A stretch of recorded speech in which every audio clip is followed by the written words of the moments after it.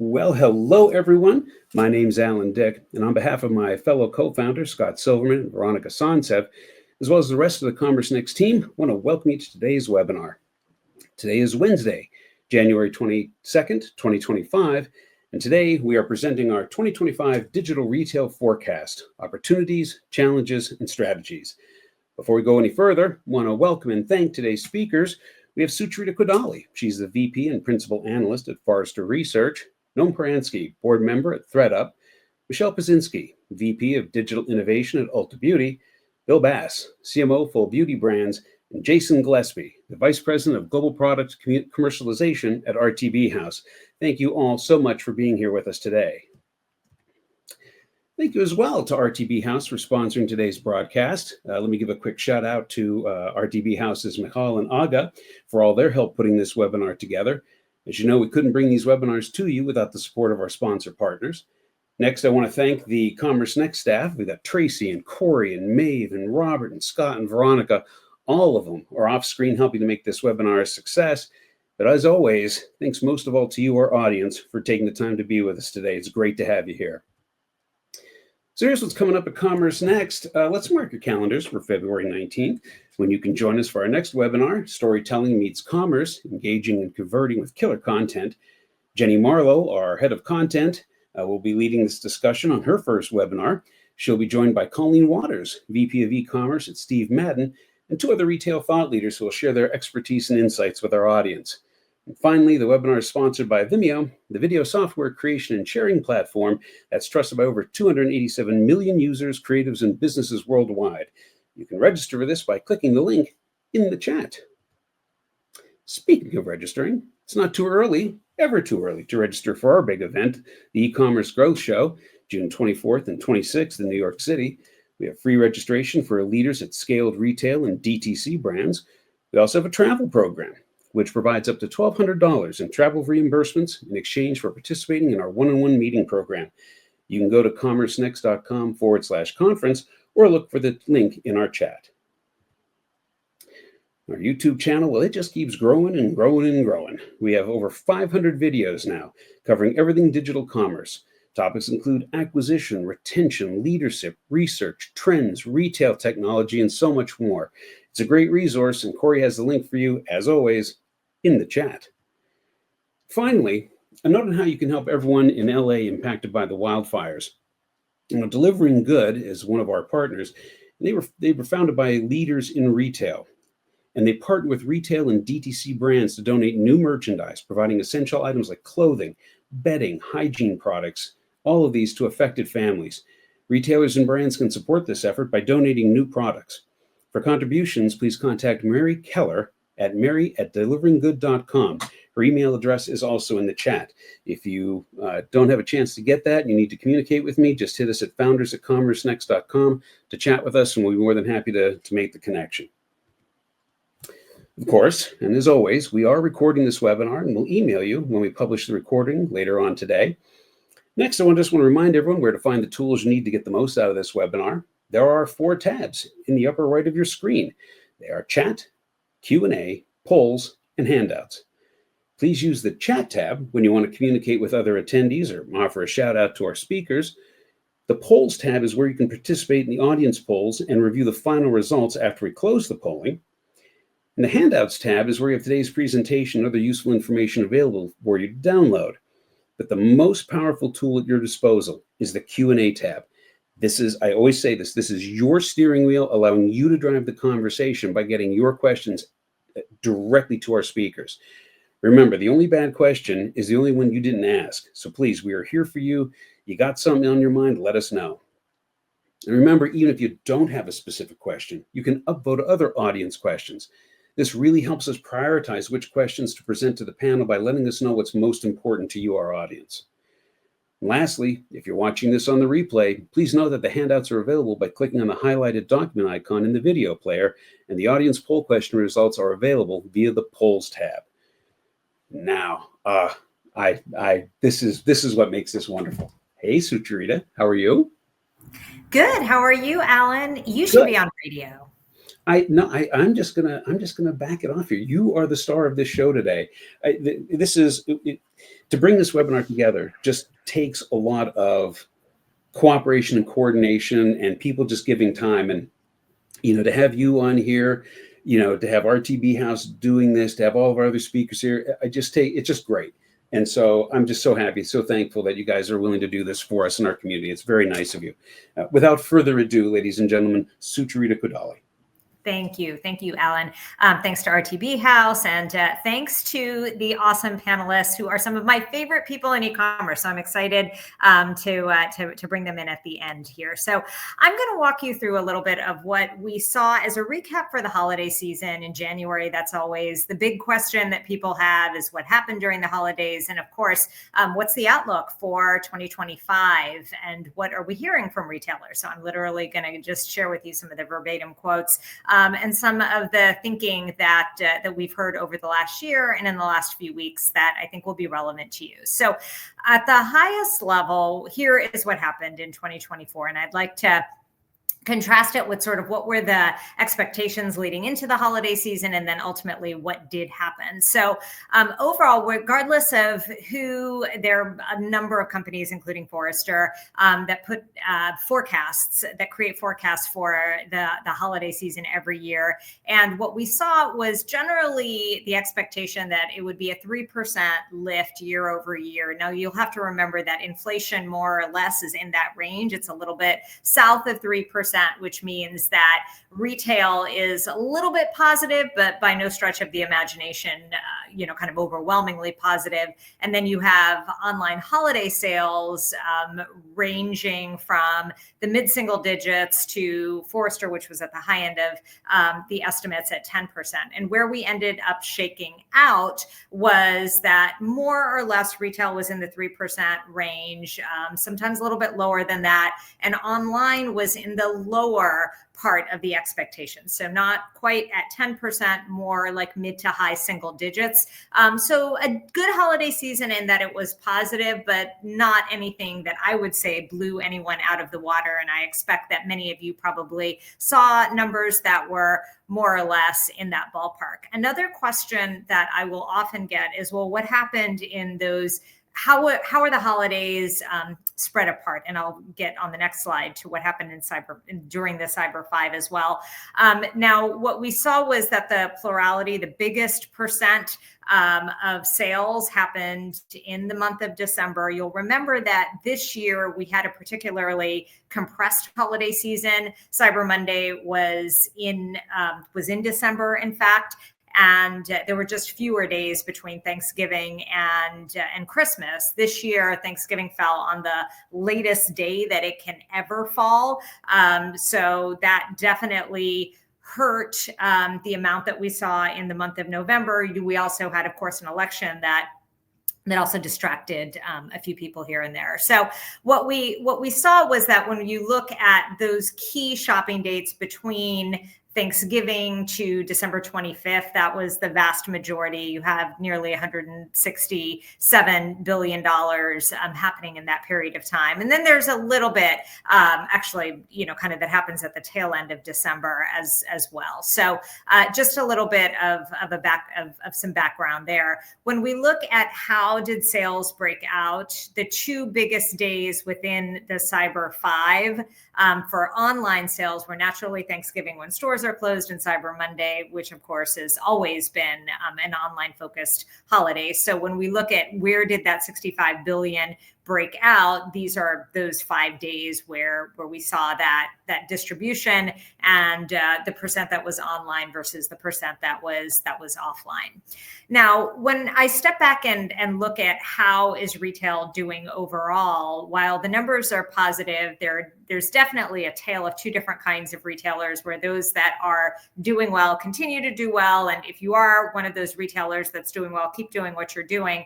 But there's a significant percent that actually have seen declining sales. And that's the data here is in looking at over 300 publicly traded commerce companies who sell products to consumers. And these can be retailers, they can be brands, they can be hard goods manufacturers. So a variety of different sectors are captured here. What we see is that 40%, approximately 40% in the last fiscal year that they reported sales saw declining sales. And that number is going slightly up when we look at their more recent quarterly filings. So these are certainly a little bit of what I would say were headwinds that are in our ecosystem and things we have to be concerned about. And then we also, of course, have larger macroeconomic factors, and I'll call them the 4 Trump T's, because these are things that we are hearing that the administration is talking about and will likely have an impact on retail. So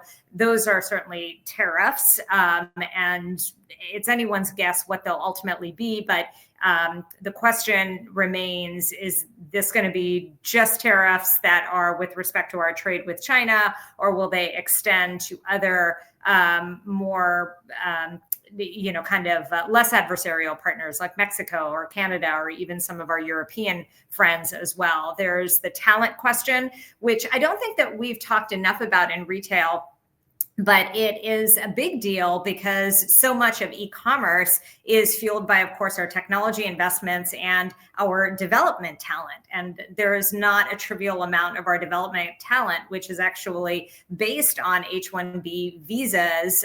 So it will be interesting to see what happens if that part of the talent equation is affected, not to mention hourly workers, which naturally also affects kind of warehouse work as well. And then the other 2 T's are Temu and TikTok. And I'm not going to talk a ton about it right now because I have a couple of slides later on, but I'll also want our panel to weigh in here because they're in the front lines dealing with some of the competition here. I would say that overall tech is probably a 5th, and that has to do with just sort of regulations around the big technology companies and potentially some changes to some of the immunity laws that the big tech companies have, the immunity laws like Section 230. But these are just things that we have to certainly remember are issues for 2025. So what are retailers talking about? And the very first thing that I want to call out is this, which is that it's time to revisit the mobile user experience. Now, why is that? Because we, as an industry, for the most part, invested in mobile many, many years ago. The iPhone was released in 2007. And when we look here at 10 plus years of mobile penetration data, it's had fits and starts. And for all intents and purposes, when I talk to companies, I rarely spend very much time talking about their mobile experiences. At the NRF Big Show last week, there were barely any vendors that even highlighted, kind of any mobile specific offerings. But what we have here, particularly in the last couple of years, is that mobile commerce is now more than half of e-commerce sales. And if we haven't necessarily gone back and revisited that mobile user experience to make sure that what we are delivering is as strong as it can be on these small screens, that's potentially problematic. Also, given the fact that mobile commerce has lower conversion rates than desktop and laptop. And this is something that, if you don't have a great mobile UI when the percent of sales going through that device are higher, that is something that you want to certainly be thinking about. The next question is about, in fact, some of those Chinese competitors. And the question is, are Temu and Shein here to stay? I would argue that they certainly have their work cut out for them. And the data here, it reflects some of the usability and some of the customer experience challenges that some of these platforms have. And I compared that to Amazon. So we have here TikTok Shop, Shein, and Temu. And what we also have is just general expectations around ship times and actual ship times. And I just want to call out that Temu and Shein, in addition to not necessarily having great products and great product quality and quality control on their products, the last thing they have is also good shipping speeds. And in fact, their promised ship dates are often several weeks long, which is much longer, as you can see here, than a lot of consumers expect, certainly much longer than Amazon's. But then their actual ship times, which I just think is an interesting call out, was that not only does Temu have kind of a several week estimated delivery time, their actual delivery time ends up being longer than that. The third thing that we are hearing and seeing is about TikTok. And there's an argument now that it's now really a search engine. And the data point that I have to back that up is this is a consumer survey that Adobe did, which showcases that more than 60% of Gen Z consumers say that they use TikTok as a search engine. And there are a number of shopping related functions, whether it's getting and kind of viewing product reviews or service reviews, or listening to personal stories or influencer recommendations that are part of that TikTok journey. And what we have also that has bolstered some of these alternative engines is that Google and some of the traditional search engines are in fact objectively worse. This is a study that some German academics did of Google search results a while ago, and it wasn't pretty. It basically showed that there were a lot of spam results that were distorting what shoppers see, what consumers see. And that certainly created a void that's enabled other ways to retrieve content. Not to mention even some of the generative search and the generative search platforms, whether it's ChatGPT or Perplexity and others. The last thing here is, one of the last things is, do I really need my retail media network to be automated? Now, retail media is one of the fastest growing marketing kind of talking points in all of retail. And at the NRF Big Show, I will say that not only was a huge percent of the content on the agenda, but also a large number of vendors on the show floor were specializing in retail media networks. One of the things that I often will get asked is, can we just, kind of have a bare bones approach and still see the kinds of numbers that we want to see? To which I say, yes, you absolutely need to be automated. You cannot have a manual retail media network where somebody is doing insertion orders by hand. You need to have a self-service platform, because when we look at the size of retail media networks, the elephant in the room is that Amazon is the vast majority of retail media. And when you have a retail media network that is much, much smaller and much more difficult to work with because you're manual, it is hard to expect that you're going to be able to capture any wallet share in that way without having a platform that's more attractive and at least as viable. The last thing I do want to say is this, which we've heard a lot about generative AI, and one of the themes that I heard at the Big Show and over the last few weeks is that generative AI is old. It's now agentic AI. Now, I'm curious what the retailers and RTB House are going to say about agentic AI. I really didn't know what it actually was. I'd asked a bunch of people, and kind of there were about 10 different definitions that were given to me. I reverted to a little bit of kind of the Forrester point of view, which is that it is essentially a new version of automation.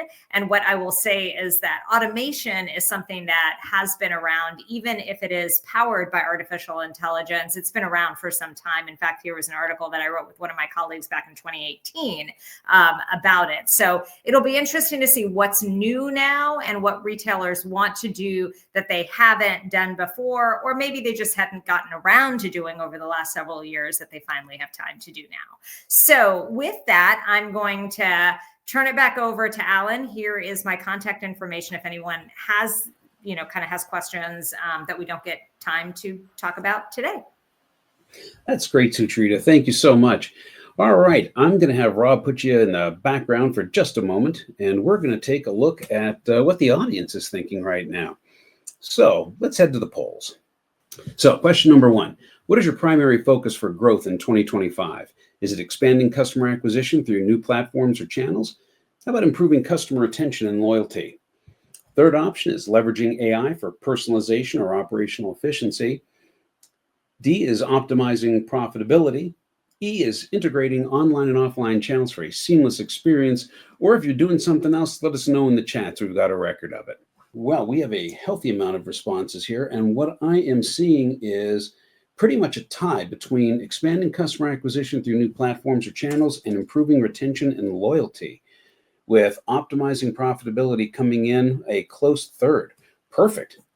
All right, let's close that one out, and we will move to our next question.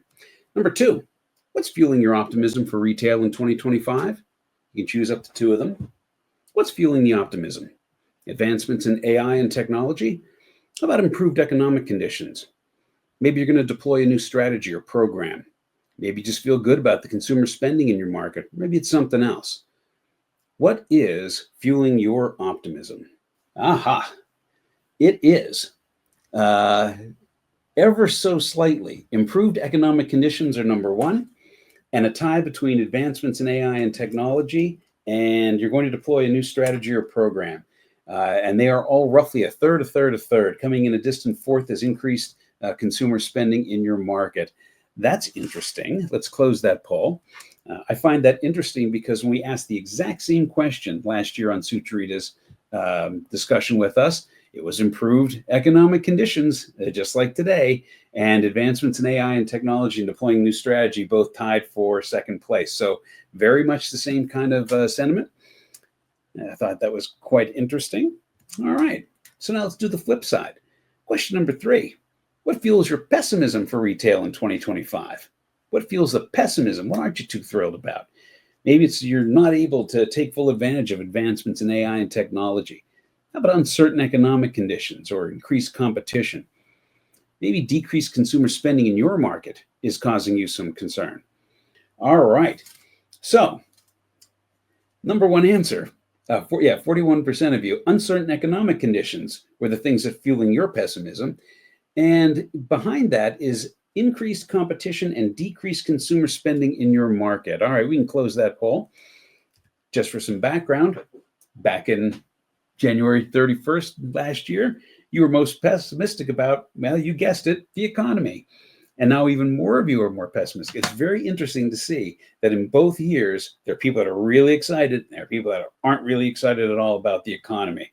I just thought we'd give you some perspective on that. So thank you for answering those questions. And let's move on.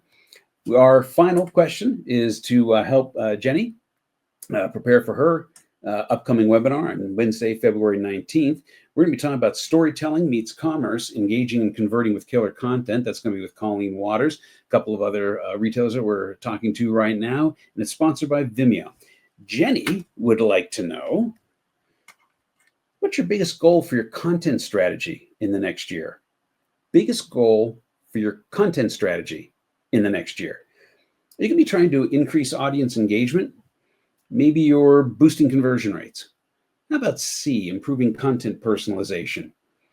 If you choose D, expanding new channels or formats, it'd be really interesting if you could give us some idea of what that looks like in the chat.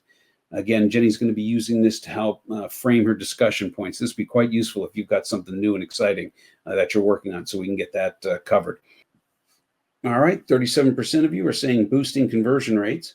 We have got in second place is expanding new channels or formats. So yeah, if you're doing that, let us know in the chat. That'd be very useful. And coming in third place is increasing audience engagement. All right, thank you very much, audience. Really appreciate you sharing that all with us. We can close that poll. With that, let us bring up the panel. They appear as if by magic. All right, how's everyone doing? Good. Great. Fabulous. All right. Well, why don't we go around, and I'm just going to do it in the way I've got it on my screen here. So, Michelle, I'm going to have you introduce yourself first. Why don't you tell us who you are and who you work for and what you do? Awesome. Hey, Alan, thanks a lot for having me. I am Michelle Paczynski, and I lead innovation at Ulta Beauty. All right. Michelle, thank you so much. Noam, you're next up on the hit parade. I'm Noam Paransky. I'm a multi-time former chief digital officer and then currently sit on the board of directors of ThreadUp. Outstanding. Bill, coming to you. I'm Bill Bass. I'm the Chief Marketing Officer for Full Beauty Brands, which unlike Ulta Beauty, where they're actually selling beauty products, we sell clothes. And that always confuses people about our name. But we have about, I don't know the latest count, just call it 15 different clothing brands that sit under our. Yeah, so you got a little going on over there. And Jason Gillespie from our TV house, before you start, let me just thank you again for donating your speaking time to Sucharita to give her the chance to speak on the webinar. Not a lot of sponsors do that, and it was really nice of you to be that gracious. And I just wanted to call that out. So why don't you take a moment to introduce yourself, but why don't you give us an idea about our TV house? Yeah, sure thing. And personally, I love hearing Sucharita as much as anyone. So that's a great trade-off for all of us, I think. I'm Jason Gillespie, and I oversee global product commercialization for RTB House. If you're not familiar with us, we're a next generation performance DSP. And if you're not familiar with why something's next generation, it means you're using tech the way ChatGPT uses it, really instead of the way Google search uses it. So it's leveraging deep learning at the core in order to help marketers accelerate revenue and build loyalty. I knew you guys were expanding into the, like you guys have been really on a tear the last couple of years, but I had no idea. When you handed me that handout this morning, I'm like, really? You've got this many offices and this many people working for you? Like, all right. Yeah, good for you. Good for you.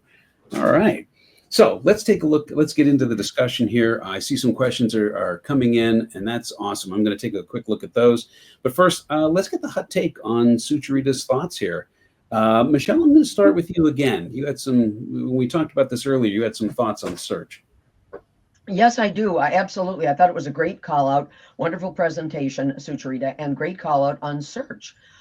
In general, I would say that, our position on search is that traditional search as we know it, kind of today and kind of in the past, continuing, that really, has changed forever with the emergence of AI, specifically generative AI.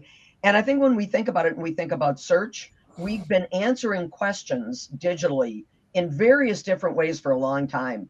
Q&A, all sorts of ways to answer questions. But I think, and that is in fact a form of search. You're looking for something. You're on a digital property, you put some words in, you're looking for something. And when you think about, I saw one of the questions in the chat, when you think about things like Amazon's Rufus, Google's AI overviews, really they're educating millions of people on a new way to get information. And so when we say traditional search has really changed, what we mean is that there's an expectation that there's more than just products. It has to be more than products. There has to be some meaningful information for consumers to learn and be informed about what they want to purchase. So let's start. So I'm going to just kind of shuffle it here a little bit, Michelle, since you brought up the search in such depth. Hey, Rob, can you play the clip of Casey Sharrett? Casey's with GoPro, and she had a question. We pre-record some questions from our audience, and she had one about search, and we'll continue with her clip. Rob, can you play that clip now? Hey guys, thanks for coming in and talking to us about what trends that we're going to see in 2025. I do believe that search is ripe for disruption as AI adoption broadens. Much the same way as we saw large percentages of people move to Amazon to start their searches, we're now seeing AI chatbots like ChatGPT, Perplexity, and others being used by consumers to get more comprehensive and personalized search results. Do you think this is the year for this change? If so, what can retailers and brands do to best prepare themselves for this change from a back-end website structure perspective, SEO, SEM, and how can we know what percentage of people are actually making the switch and at what rate? So a lot going on in that, but Michelle, it goes to your point that change is a happening here. So how are you preparing for it? Change is a happening, and one of the things that everybody really needs to think about is, how do you show up in those different platforms? Whether it's AI overviews, something like Perplexity, and a new place to search and find things. How do you create enough content? Rich content on your own brand digital channels? How do you create that content so that it gets picked up and it's leveraged in some of those other places where people are looking? And so you definitely need to not only just show product information on your own brand sites, but you really need to have enough robust content so that when search engines crawl your brand sites, you're going to show up in those other places. And then it'll be a little bit of a, like a nice loop back, because you'll show up there and then people will be brought back to your brand site where they not only can find what they're looking for, but you can also show your authority by showing them really relevant information on your own brand property. Noam, I know you've got something on this. And by the way, I'm going to come back to your hot takes on this. I know there's a bunch of things we all want to talk about, but Noam, I see you nodding in the background there. You had some thoughts on this. Why don't you jump in on here? Yeah, I mean, Michelle makes great points on kind of the evolving landscape. I mean, ultimately, you can think about your infrastructure and your content maybe across two dimensions in ways that you didn't before. So you have the experiences and the content and the knowledge that really resonates with humans in the discovery and the buy path. And I think people have been focused on that for the past 25 years, doing a reasonably good job, always opportunities to improve. But then you have this kind of second set of constituents, which you can think of as your non-human traffic, but it's the various bots or agents. People have been optimizing their sites for Google for a long period of time. There's a much broader landscape of tools. Michelle and others brought up Perplexity and some others. So your site is being crawled, indexed by many various sources, and you want to have an infrastructure strategy and content strategy that serves both the human and non-human. And the more you think about that, the more you're going to get into those key placements in terms of Q&A. Also, as you think about your content, think about search becoming more and more conversational versus just product presentation. These things kind of intersect, right? And so you want to think about the questions you're answering, the problems you're solving, the presentation of it, and then how you're going to syndicate that information across the kind of ever expanding ecosystem. It's so true. I remember going to the search engine strategies conferences back in 2003. And, it was always, what are you writing for the meta headers and what are you writing for the people to read? And, that battle just doesn't ever seem to go away. But I think you're absolutely right. I think there's a sea change going on in search right now. Any other thoughts on search before I bounce over to Jason? Going once, going twice. Yeah, one quick thing, Alan, just to kind of push on one point that Noam mentioned. When it comes to conversational, also think that it really needs to be integrated. This searching needs to be integrated into the browse flow. So that conversation should take place. We should think about how it takes place in browse and not a separate destination, which oftentimes is the case. There's a pop-up or you kind of go someplace to get all this information. It really needs to be more integrated. And I'd add one thing, because one of the things Noam mentioned was syndication. So there's kind of two things you can do. You can go out there and try and drive people to your site, search being one of those things, but all the classic advertising things to drive to your site. In addition to that, you can take your stuff that you want to sell and syndicate it out. And one of the things that we've seen in the past year really pick up in the past year. It started a couple of years ago. You used to have Amazon, and then Walmart came along and was going to do its little marketplace. And so we started doing Walmart in addition to Amazon, and Walmart shot out of the gate. And since then, Macy's has started doing it. Nordstrom started doing it. There's a lot of these other sites that are starting to take this marketplace approach. And we've had really tremendous success syndicating our sales out to some of these other sites. Doesn't take the place of driving people to your own thing. People that come to your own site are way more valuable. They have higher lifetime values. But we've seen no cannibalization by syndicating our content out and reaching new customers. And reaching new customers, and we'll get into this because there's a discussion on the is retention more important or is acquiring new customers more important? Mm-hmm. Acquiring new customers is really important. Yeah, we're definitely going to get to Ross Miller's question. It's a great question. He's also a great DJ that people don't know about. I'll just toss that out there. He DJ'd our party in New York last month. In any event, so let's move on from search. Jason, when we were talking on the prep call, you took a look at those 4T slides and you had some thoughts on that. Do you want to elaborate on that? Yeah, I think that love the 4Ts.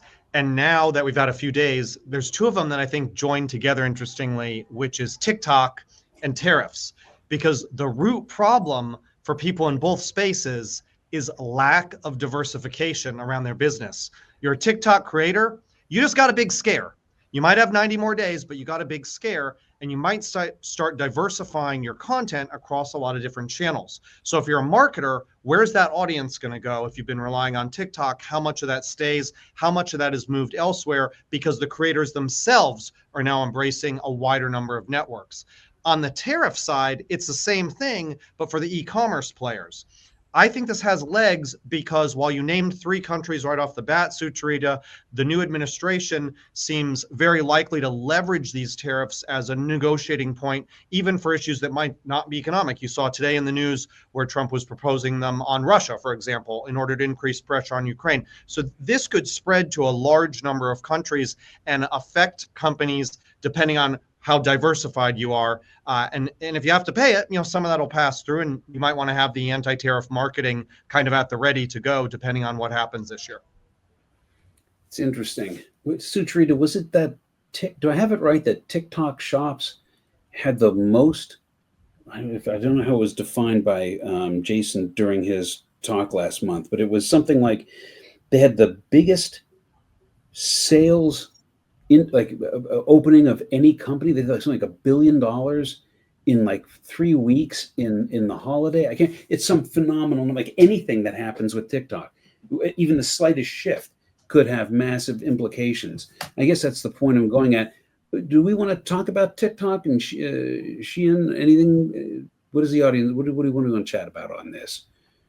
Sucharita, go for it. I would say that kind of, if it goes away, I think that it hurts the companies that are on the platform, which for the most part tends to be, with some exceptions, the companies that make the most money on TikTok tend to be small, kind of emerging brands or individuals or influencers that are selling products. It's generally not the large mega brands that are heavily dependent on TikTok. And in any case, when we've done research asking people, what would you do if it went away? The vast majority of people are just going to start using YouTube more, or they'll go to Instagram or some of the other social media.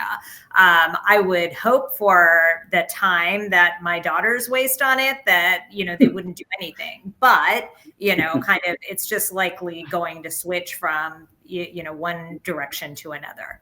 All right. No, we talked. Sucharita brought up, AI. Generative. I'm glad she called out the generative as so 4 months ago. I mean, it had to be said. It had to be said. What is your take on this? Then you have to define it, Noam, because I'm still wondering what it is.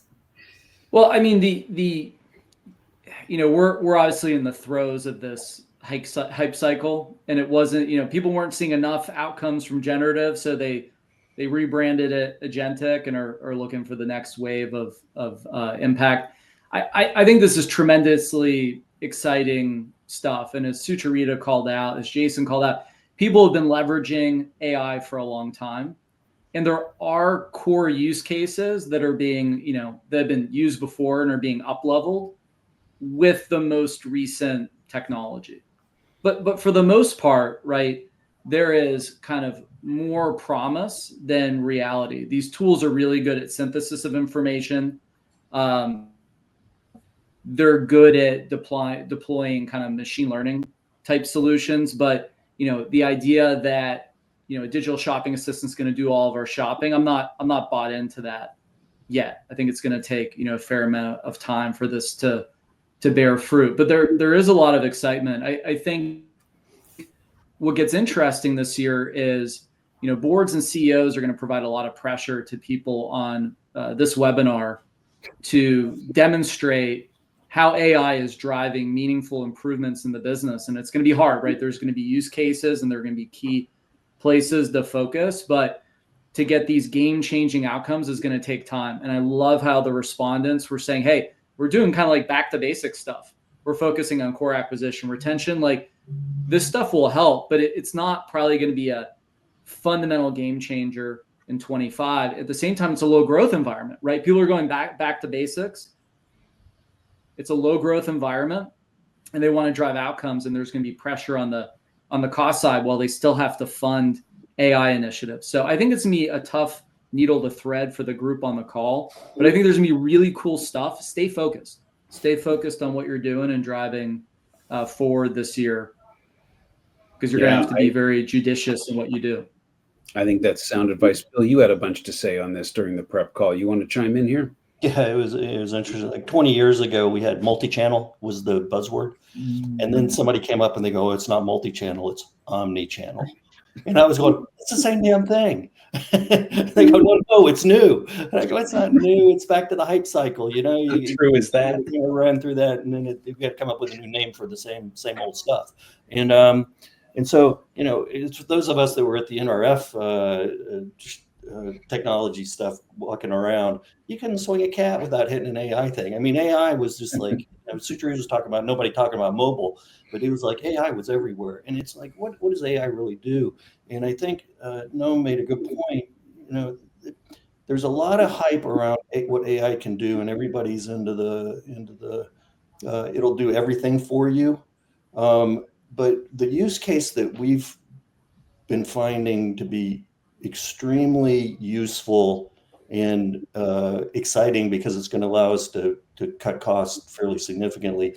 As an apparel company and with multiple apparel brands under us, creative content, both the writing, but even more than that, the imagery sucks up an unbelievable amount of time, effort, and energy. And even just you got digital asset management systems. Problem is, you go out and you shoot all these photos, and it's like, well, where are you keeping it? And I can't find that photo because they used the wrong naming convention. There's just all sorts of just a muck in every company around how you manage your digital assets and things like that. And being able to use generative AI to now take imagery of clothing and put it on generated models or on real models and take it off them and use them in laydowns. Every brand you go out and work with, they get different standards. Hey, we want no background. We want a background. We want it on figure, not on figure. Being able to just have the machine do that automatically, it takes, I mean, it's just a massive change on the back end of all these companies. And that's where we're focusing our efforts this year.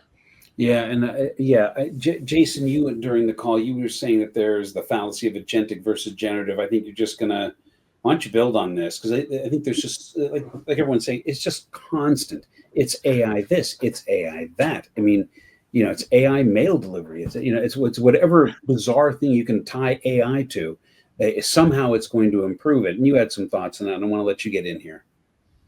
Sure. I mean, we're an AI company, and so our view is where AI is really shining is not necessarily doing what humans do. It's doing what machines do and doing it better. It's better looking at all your website data, which machines have been doing forever, and being able to say, hey, if I show an ad to these people, I'll generate an incremental purchase instead of just capturing someone who's going to buy anyway. That's a very complex problem. And that's where like AI really excels, because it's doing something that machines are already doing, and it's doing it better. Another case, for example, is imagine you want to match ads with publisher web pages. Instead of just doing it based on the keywords on the page, which is kind of the first generation, the next generation AI reads the page, understands the page because it's using a large language model, and can apply a richer level of context. And therefore, by essentially reading the internet, you can better map advertisers to web pages. It's something we're already doing with machines. We're just not doing it as well as the AI can do it. So I see the real benefit of AI doing things that machines already do and doing it better. Mm-hmm. Sucharita, do you think people are it's always been the case where it seems like whatever the next shiny new thing is, all the retailers kind of head towards it. I'm kind of sensing it's a little different now. I think Noam's onto something in our audience polling. Just like there seems like we've been down this path one too many times. I think we're going to wait for it to develop a little bit. Are you getting that feeling out there when you're talking to folks at NRF, or just when you're out there in general? I think it depends on the company. I mean, if you're part of that 60% that's growing, I think that there's a little bit more latitude for you to invest and experiment. And then if you're part of the 40%, there's no way that you're going to have very much kind of a leash to be able to, that's a bad analogy, but, kind of, you're not going to have a lot of room to, kind of experiment. The other thing that always leads to the shiny objects is VC funding. And we just haven't seen, there's a ton of VC funding for the software AI companies, but there's no consumer facing VC trend right now that is driving any frenzy. But I give it like another 10 minutes because I'm sure that, it'll happen soon enough. Of course. All right, let's move on. I want to play a clip from the previous webinar. This is Jason Goldberg, the Chief Strategy Officer at Publicis, and he had this to say about micro-influencers on our last webinar. That was December 11th Cyber Week recap. Rob, can you play that clip? The most important way people discover products to buy is on social media. The thing that really drives these sales is authentic, organic content from micro creators, micro influencers, right? And Adobe measured the impact of a piece of content from an influencer, a micro influencer on a social media platform has 6 times more efficacy than like brand owned content on these social platforms. Sucharita, initial take on that. Well, certainly, kind of social commerce is an area that we've been talking about for a long, long time. Again, kind of much of the tangible results seem to be with the smaller companies, and the larger brands use it as a discovery platform. They use it I think that the way that now a lot of larger companies are using it is to gather some of this first party data that they can use in their own CRM, or they can use if they have a retail media network to sell ads off of. So there's definitely, kind of energy there. Mm-hmm. Bill, you thought the problem was with the title. That it's just, it's kind of self-explanatory. I was mentioning that it's hard to scale something called micro. And when you get to a certain size of a company, you gotta have enough throw weight behind the marketing that you're doing to have it move the needle. And it's just hard to do that with micro influencers. Now, to be fair, word of mouth has been important for companies forever, and technology's made it easier for people to have word of mouth. So, so micro influencers, I don't disagree with Jason that they have, they punch above their weight, but you got to get a lot of micro influencers in there to have it move the needle for a big company. I got to think Ulta has got to be all over this. I mean, talk about a brand that just you can talk about, as you can chat about. What do you think of Jason's comments? Well, what I would say is that in the beauty space, kind of the beauty, not necessarily the apparel beauty, is in the brands that Bill's company has, but in the beauty space, right? Social is really important. Listening to what people like, their Ulta beauty hauls, kind of how-to videos, what the latest trends are. Social has been huge for years. And from an influencer perspective, certainly, kind of finding the right influencers externally is right. But one of the things that we think is also important is to expand your internal influencers. And so that's something that we started last year, but we'll continue to do this year. And that's to grow the base of internal influencers. We have a lot of people in, many, many physical stores that know a lot about beauty products, and they can influence as well. And so kind of to Bill's point, word of mouth, again, through like the power of all of our beauty advisors, there's a lot of really qualified people that can provide some really great information and help to make buying decisions. Outstanding. I want to turn to the audience questions here in the last section of our talk. I'm going to get to Ross's in just a second, but I want to do a quick one here for Bill. This is from Jennifer Cohen's. Bill mentioned that his company is using AI for creating creative assets. Are you using an in-house AI system, or are you utilizing a third-party AI tools? If you are using third-party tools, do you have any particular ones you would recommend? Yeah, that's a good question. So because this is all just cutting edge that's happening right now, and it's all happening. We have our own data science team. We got about 30 some odd data scientists floating around building these tools.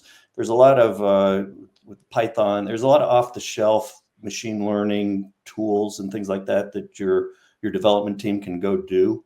But you need to have an R&D group big enough to be able to do that. The off the shelf tools, we bake them off.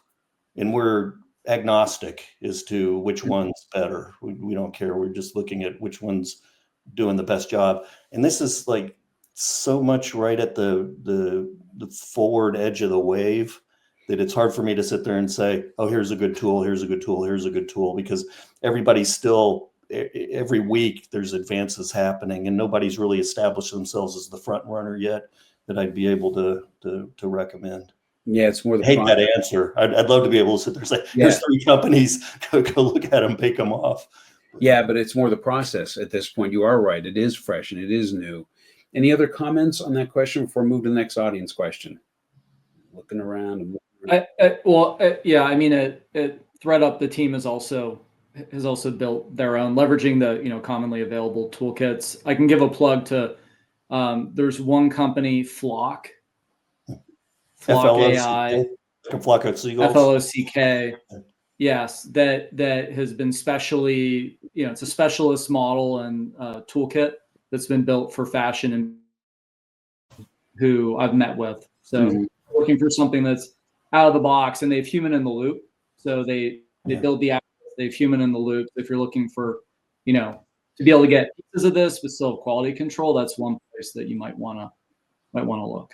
And there's still a lot of the human in the loop things important, because there's a lot of things that they'll put buttons on the back of a shirt. The AI is kind of smart. Is it a bug or a feature, Bill? Come on. Yeah, I know.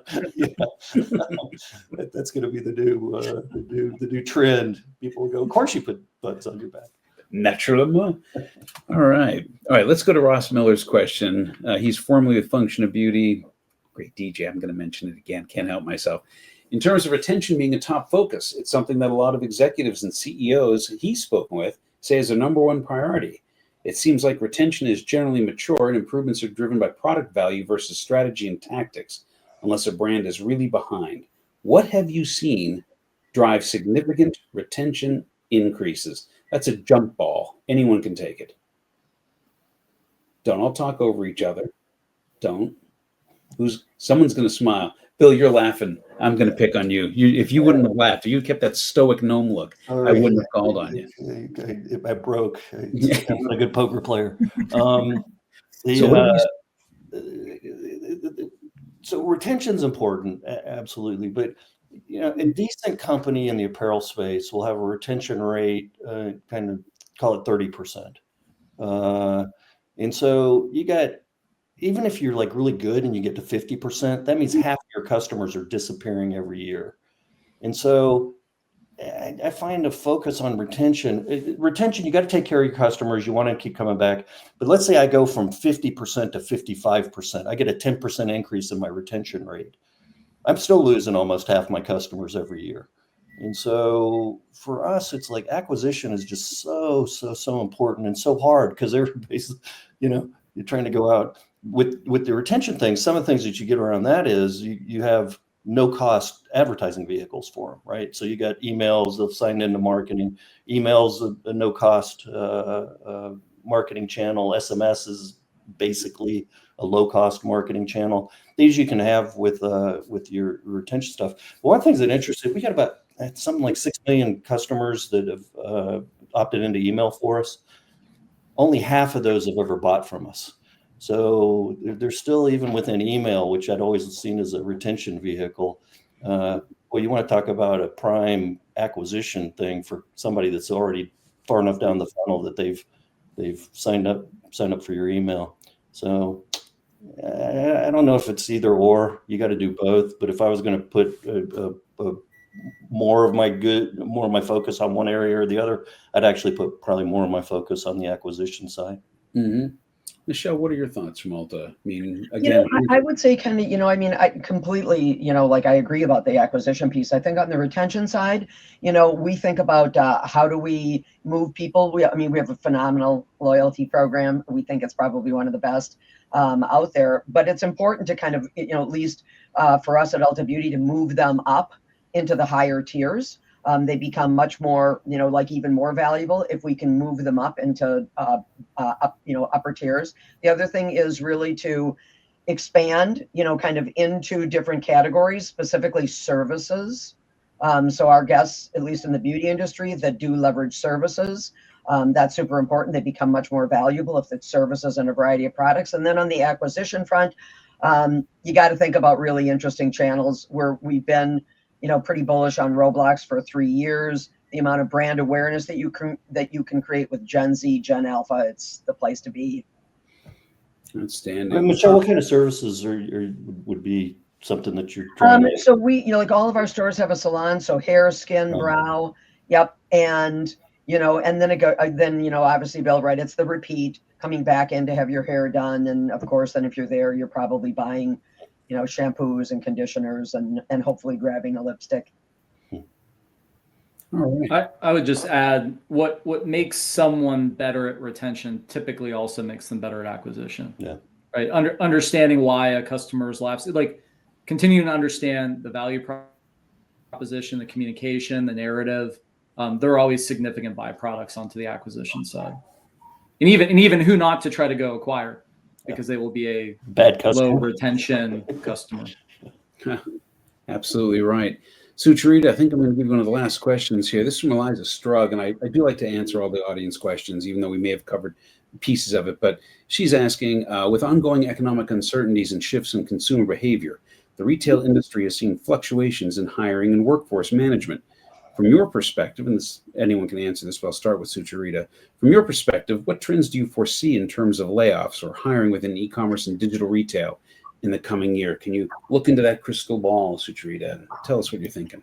So our forecast is that that e-commerce growth should be in the mid-single digits. So it is growing. It is going up, but we haven't seen necessarily that translate into headcount.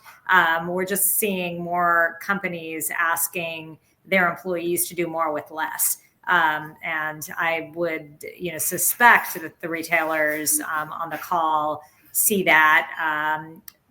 Bill, I mean, you probably see it. I mean, all of you. I don't know if your headcounts are going up or not.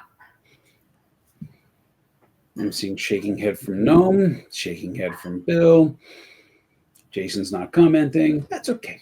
We're good. We're at the end of We're in the a little different position as a vendor to You're, retailers. yeah. It's a little different for you. Well, it's a question about like even your sales cycle, Jason. I mean, that's a question. I mean, you know, kind of, I suspect that companies may see a longer sales cycle now, but you know, maybe there are some companies that are lucky enough that they don't. We haven't noticed a big difference, but we're sort of a portfolio, right? Of, you know, the folks that are going to take 2 years to bring in are going to take 2 years because they're gigantic. And then the folks that want to spend, you know, $30K a month with you, which is still a great customer. Sometimes it's a phone call and they're ready to roll.